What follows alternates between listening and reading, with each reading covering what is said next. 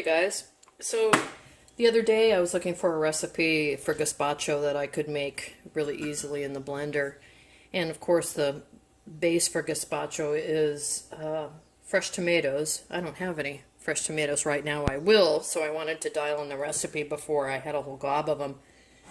But what I do have is homegrown, home canned crushed tomatoes, whole crushed tomatoes. So I'm going to use this recipe. I found this recipe. It's a Spanish version of gazpacho from España, from Spain, and I have linked it down below for the original recipe. I'm tweaking it a little bit. I want more volume.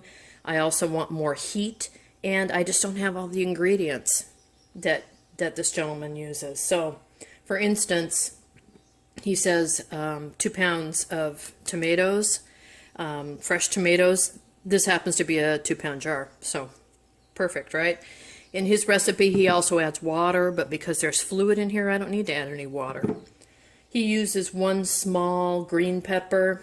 I don't have any green peppers, but I'm going to take, this down to equal probably a medium pepper because these are nice and sweet. He also says to use 1 small cucumber. I've got these seedless English cucumbers that I'll peel and use. He also uses 1 clove of garlic. I wanted some more spice, so I've got 2 cloves of garlic. And he uses sherry vinegar. Now, I don't have any sherry vinegar, but I do have some cream sherry, so I'm going to use that. Sherry is highly underrated. We should use it more often. It's killer in a French onion soup. This has alcohol in it. If you don't use alcohol in your cooking, you don't have it in your house, you can use a vinegar of your choice instead. So I'm going to go ahead and get chopping. And the beauty about this, man, is we just make it in the blender. Make it in the blender, let it sit for several hours before you serve it. Of course, you let that sit in the refrigerator so it's nice and cold. If you can let it wait overnight, even más better. Oh yeah, and extra virgin olive oil. So the link is down below for the recipe, but I'm gonna throw it together for you. And yeah, let's make some Spain gazpacho.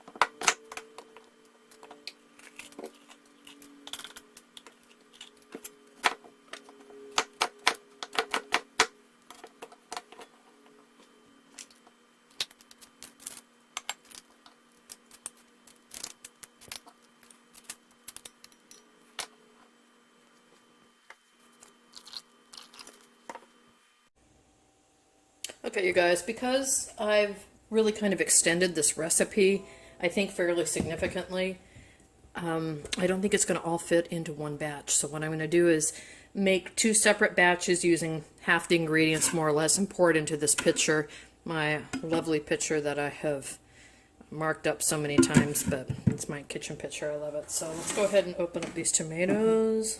Let's listen for a whoosh. Nice. Nice. So we listen for that whoosh, we take a look inside, everything looks good. Give it a little sniff, everything looks good. I have my pitcher seated. Well, I'm going to pour in not that much. So when I made these tomatoes online, there's a video showing you how to put that together. Pretty easy, pretty straightforward, but I do leave the seeds and the skin in. I have always done it like that. So you'll see that you'll see the seeds, right? And you'll note that there is some skin in there.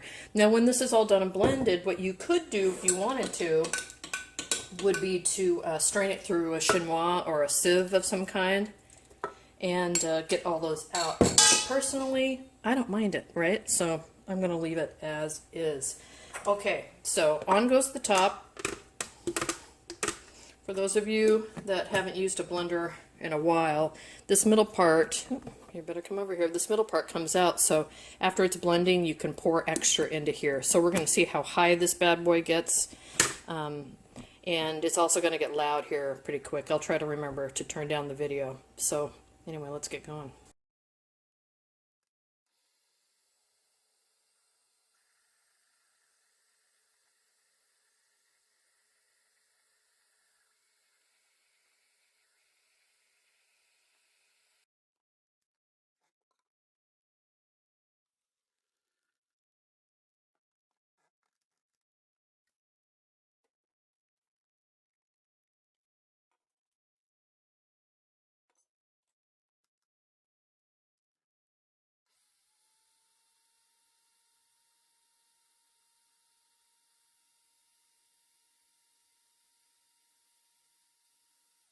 All right, so we're going to go ahead and just blend these two together now in the pitcher, the kitchen pitcher. And when I say blend, I mean pour together. You'll see it's nice and light colored. Some recipes you add bread to thicken it up. This one, because of the amount of olive oil, which isn't too much, it is just fine, just like that. And what we would do then is you could serve this. I like to serve it in a cup or a glass. So let's just pretend we're doing a small serving for somebody. We'd serve it like that, right? And then I would put just a little bit of olive oil on top. If I was feeling really fancy, I might put a little bit of cucumber or pepper or something like that, and that is how you make Spanish gazpacho.